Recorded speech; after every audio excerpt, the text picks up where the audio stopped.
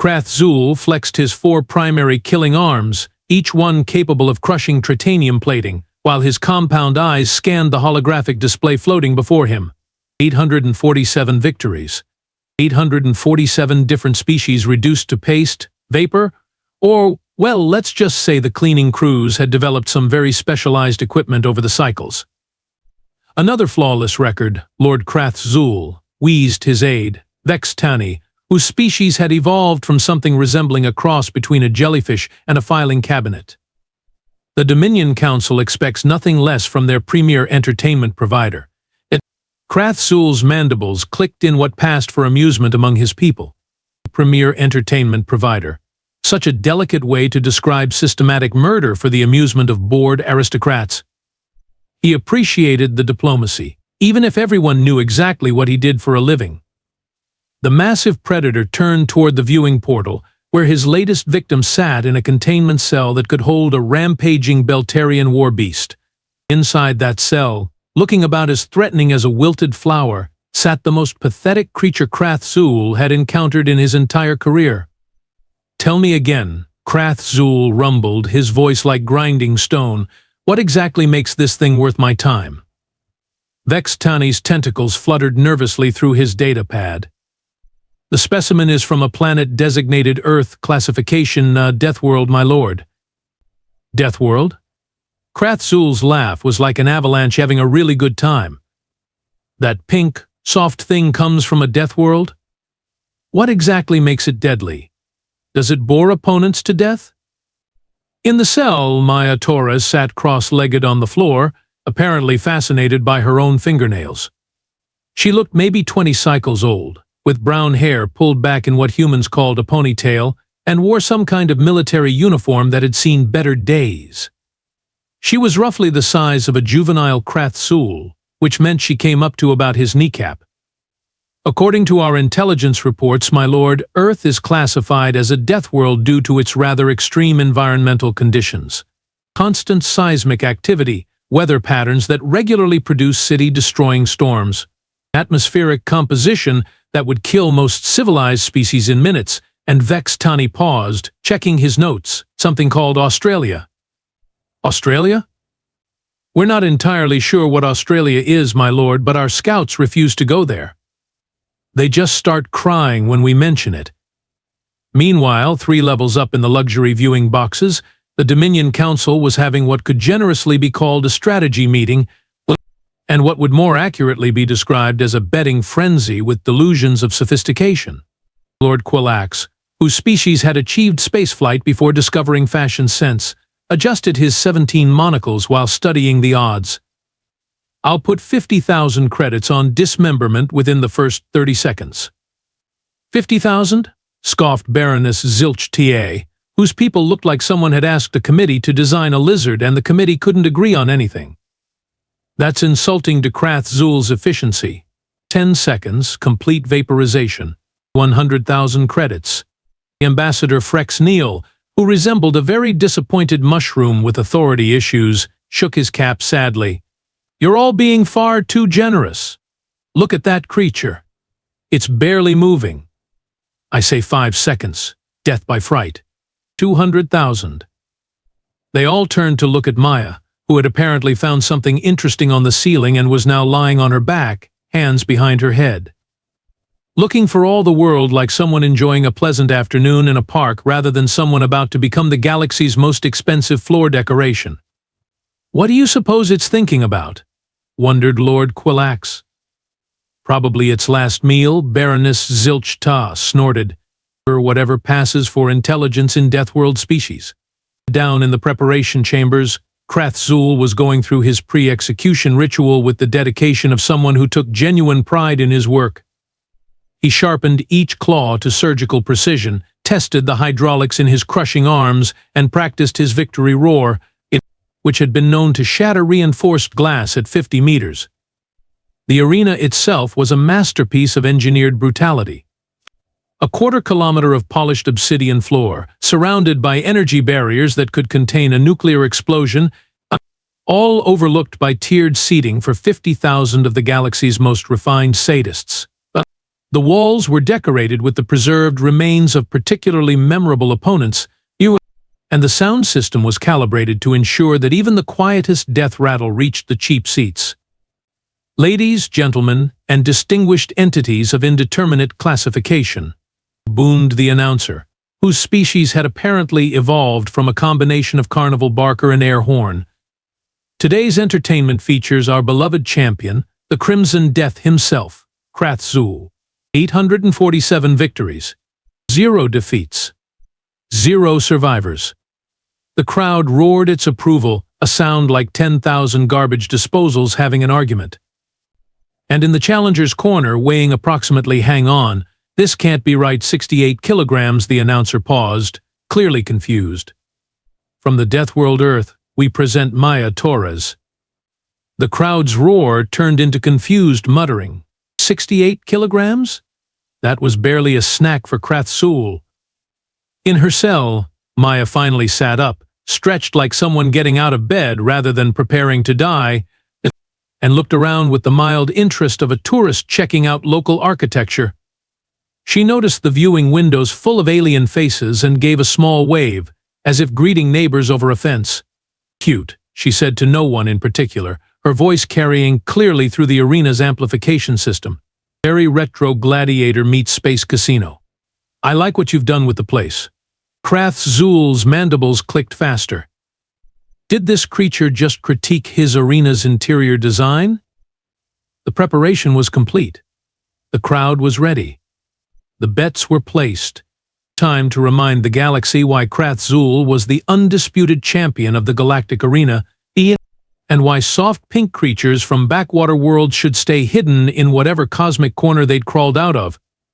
This was going to be fun. The energy barriers dropped with a satisfying hum that meant business was about to commence. Krath'zul stepped onto the obsidian floor with the confidence of someone who had never lost a fight and saw no reason to start now. His claws clicked against the polished stone in a rhythm that had become as familiar to arena-goers as their own heartbeats, assuming they had hearts instead of whatever complicated pumping mechanisms their species had evolved. Maya Torres walked out of her holding cell like she was heading to the cafeteria for lunch. Not even a brisk walk, mind you, more like the kind of stroll you take when you've got nowhere important to be and the weather's nice. She looked around the arena with the sort of mild appreciation usually reserved for moderately interesting museum exhibits. Wow, she said, her voice carrying clearly through the amplification system. This is bigger than I expected. Good acoustics, too. She cupped her hands around her mouth and shouted, "Hello up there." The sound bounced around the arena walls with perfect clarity. Several thousand alien spectators blinked in confusion. Was the Deathworld creature testing the sound system? Krath'zul decided it was time for his traditional pre-execution ritual, a performance that had reduced grown warriors to quivering masses of terror before he'd even touched them. He rose to his full 3-meter height, spread all 4 arms wide, and let out a roar that had once caused a minor earthquake on Volterix Prime. The sound echoed through the arena like the voice of an angry god with volume control issues. Maya watched this display with the detached interest of someone observing a particularly enthusiastic street performer. But when the roar finished echoing, she nodded approvingly. "That's really impressive," she said conversationally. "Do you do requests? Maybe something from the classics?" Up in the luxury boxes, Lord Quilax's 17 monocles were fogging up with confusion. Is it critiquing his technique?" Krath'zul's mandibles clicked in irritation. This was not how his ritual usually went. Typically, by this point, his opponents were either begging for mercy or had fainted from sheer terror. This pink creature was acting like she was watching dinner theater. Time to move to the next phase. Krath'zul began his approach, each step calculated to maximize psychological impact. His claws extended to their full length, each one sharp enough to slice through hull plating. His secondary arms spread wide to display the bone spurs that had punctured through more armor types than the Galactic military's testing division.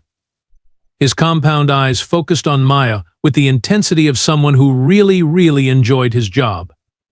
Maya, meanwhile, had apparently found something fascinating about her boots and was examining them with the sort of attention usually reserved for complex mathematical equations. The crowd held its collective breath, waiting for the moment when Krath'zul would demonstrate why he was the undisputed champion of the galaxy's most exclusive murder club. Krath'zul charged. It was a thing of terrible beauty. 4 arms extended, claws gleaming, bone spurs ready to puncture, all 3 meters and 400 kilograms of engineered death moving at speeds that would make a racing speeder jealous. The attack had never failed, could never fail, was physically impossible to survive. The impact should have reduced Maya to a fine pink mist. Instead, there was a sound like someone dropping a very large bag of angry rocks, followed by the kind of silence that usually accompanies really spectacular mistakes. When the dust cleared, Maya was still standing exactly where she'd been, looking mildly annoyed. Krath'zul, on the other hand, was sprawled on the arena floor, shaking his head like someone trying to remember where they'd parked their speeder. "Ow," Maya said, rubbing her shoulder. "That actually stung a little. You might want to work on your follow-through, though." The crowd's silence was the kind of quiet that happens when 50,000 beings simultaneously question everything they thought they knew about physics. What just happened?" whispered Baroness Zilch, all her monocles focused on the impossible scene below. Ambassador Krath'zul was making the sort of sounds usually associated with malfunctioning atmospheric recyclers. That's not possible. Nothing survives Krath'zul's opening charge. Nothing. Down on the arena floor, Krath'zul was picking himself up and trying to process what had just occurred. He had charged, he had made contact, he had somehow bounced off. How does a 400-kilogram apex predator bounce off a 68-kilogram anything? "Let me guess," Maya said, still sounding like someone whose coffee had been interrupted. "You're used to fighting species that evolved on nice, comfortable worlds where the weather's always pleasant, and the most dangerous thing they encounter is a strongly worded letter from their homeowners association." Krath'zul's mandibles clicked uncertainly. Actually, that was exactly what he was used to fighting. "See, here's the thing," Maya continued, beginning to circle him with the casual confidence of someone explaining a particularly obvious concept to a slow student. "Earth isn't one of those places. Earth is the kind of planet where the weather tries to kill you, the animals try to kill you, the plants try to kill you, and sometimes the rocks try to kill you just for variety." She paused to examine one of his claws with professional interest. "Nice work on the edge geometry, by the way. Very intimidating.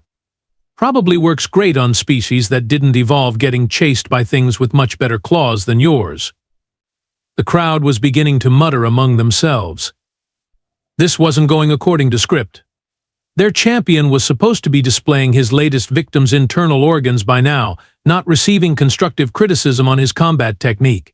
"Your stance is all wrong too," Maya added helpfully. "Too much commitment to the forward momentum, not enough flexibility for course correction.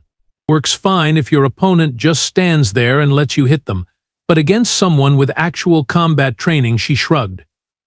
"Well, you end up kissing the floor like you just did." Krath'zul's confusion was rapidly transforming into something approaching rage. No one critiqued his fighting style. No one survived his fighting style long enough to critique anything. He lunged again, this time with less ceremony and more desperation.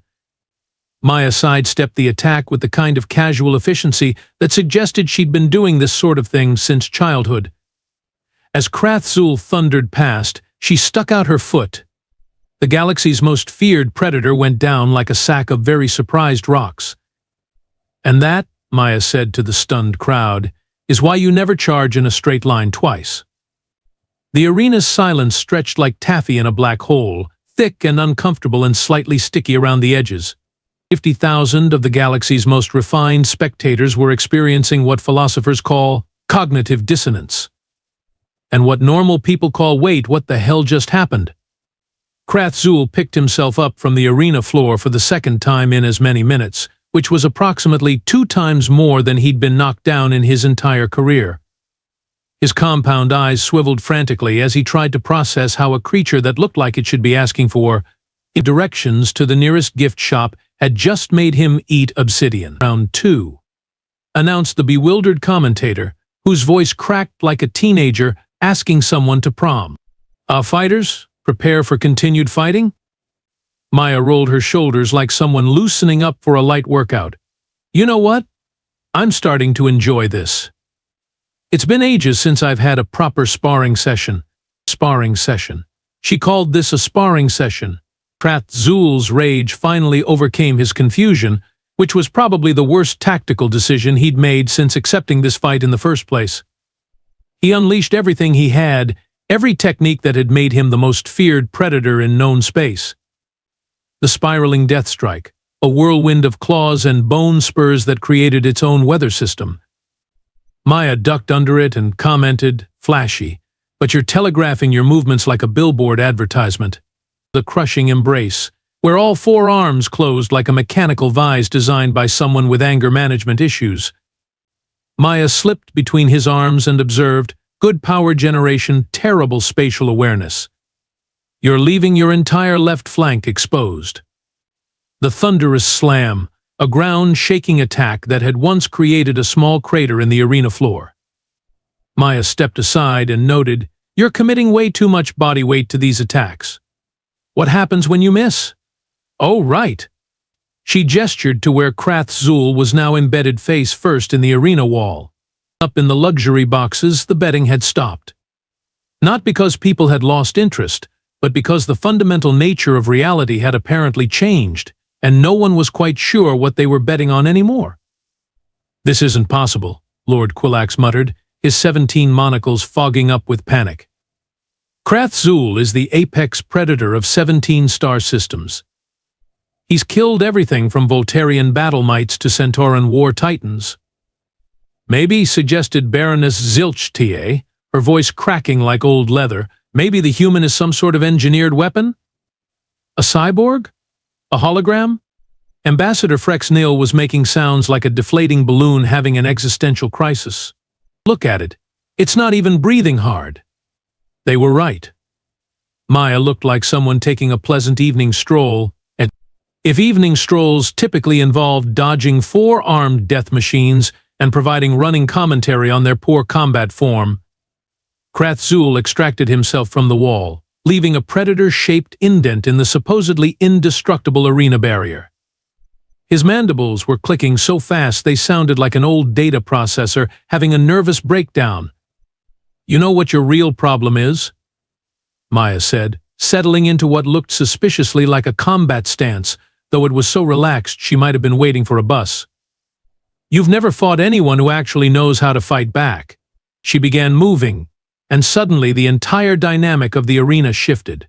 It wasn't that Maya became faster, exactly. It was more like she became inevitable.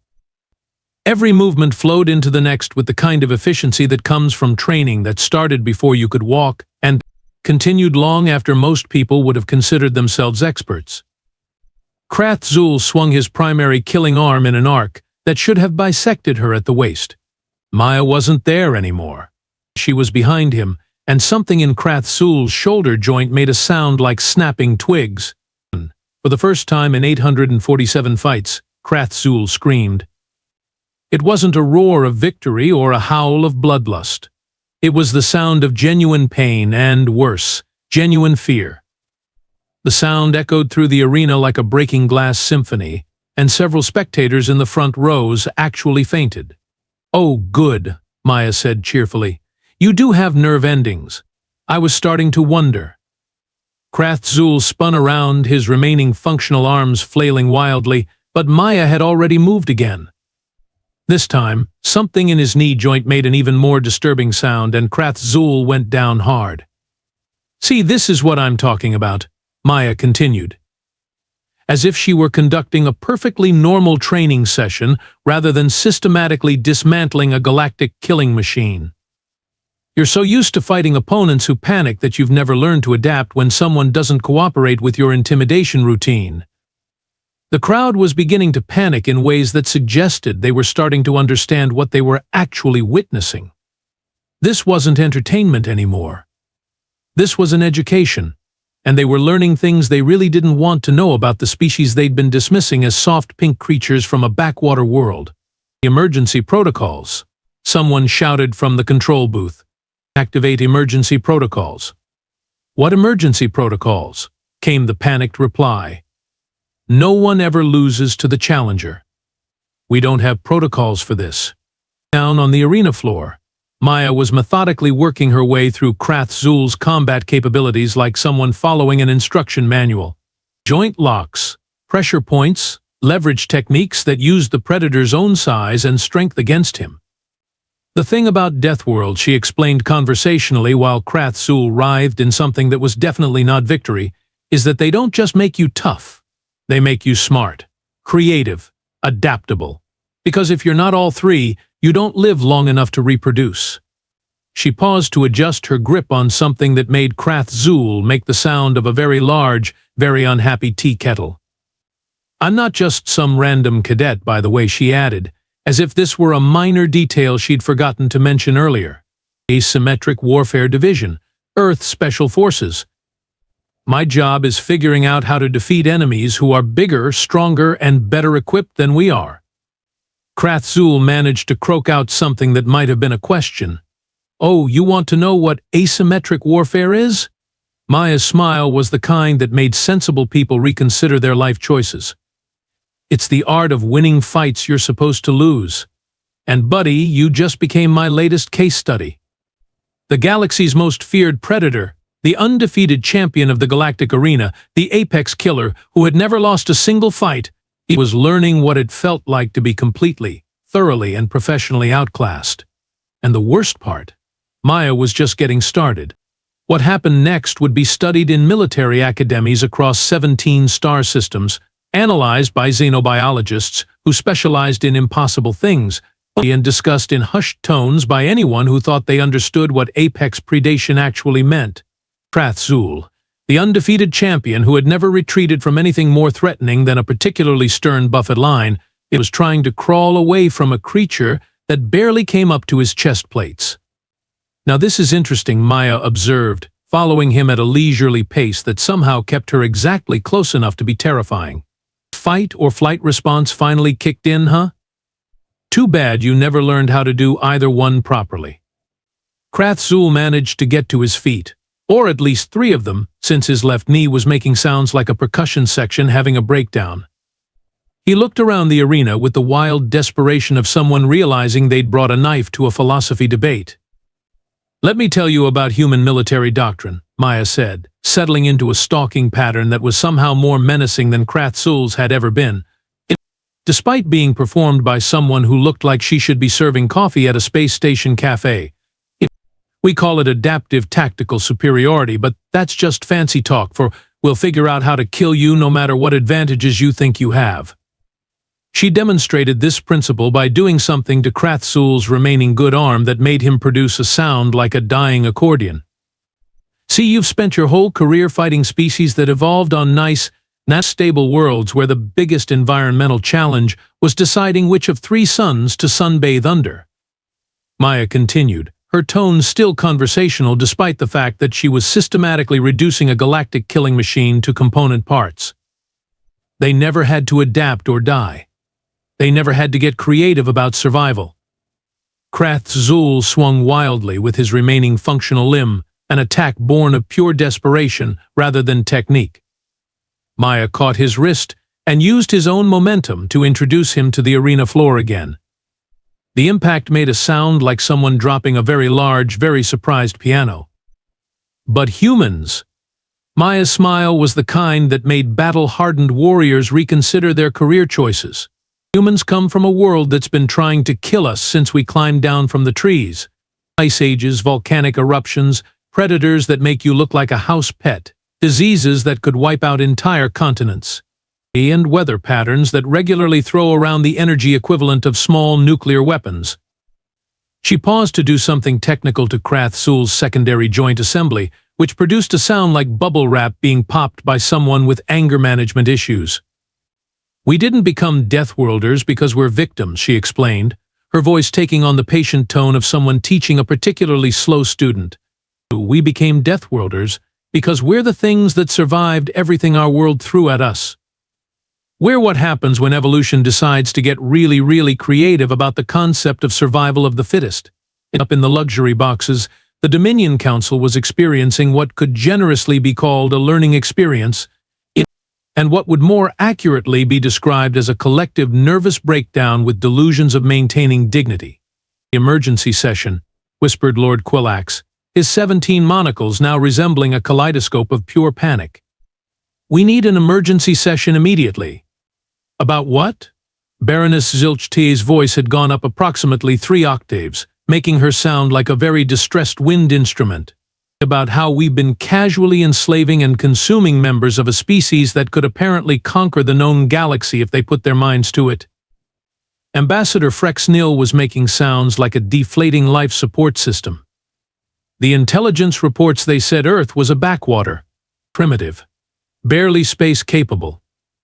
Yeah, came Maya's voice from the arena, apparently responding to their conversation despite being 50 meters away and supposedly focused on dismantling their champion. About that. Primitive by whose standards? We've been to your core worlds, by the way. Nice infrastructure, terrible security. Really, it's embarrassing how easy it was to map your entire military network. The silence that followed this revelation was the kind that usually accompanies the discovery that everything you thought you knew about the universe was not just wrong, but catastrophically, dangerously wrong. Down on the arena floor, Krath'zul was no longer fighting. He was no longer even defending himself. He was simply lying there, making sounds like a broken atmospheric recycler, while Maya stood over him with the casual confidence of someone who had just completed a routine training exercise. Well, she said, looking up at the stunned crowd, that was fun. Educational too, I hope. She addressed the luxury boxes directly. You might want to reconsider your foreign policy regarding Earth. Just a suggestion. She looked down at Krath'zul, who was conscious but clearly wishing he wasn't. Thanks for the workout, she told him politely. You might want to consider a career change, though.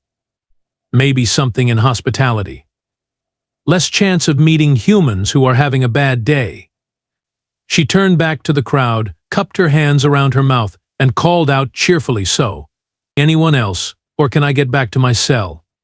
I was reading a really interesting book about galactic law, and I'm pretty sure forcibly conscripting military personnel from non-hostile worlds violates about 17 different treaties. The arena's sound system picked up someone in the control booth frantically whispering, "Get her anything she wants. Everything she wants. Whatever it takes to make her happy." Maya grinned. Actually, there is one thing. Next time you want to test your champion against a Deathworlder, maybe try someone who's actually trying to kill you. I was just playing around. She paused thoughtfully. Oh, and you might want to update your intelligence reports. Earth isn't primitive anymore. We're just selective about who we share our toys with. The implications of that statement settled over the Dominion Council like a very heavy, very uncomfortable blanket. As Maya walked casually back toward her holding cell, she called over her shoulder, "Great arena, by the way. Really brings out the acoustics when your champion screams. Very atmospheric." The galaxy's understanding of humanity had just undergone what historians would later call a fundamental paradigm shift, and what people with functioning survival instincts called, "Oh, we're in trouble now."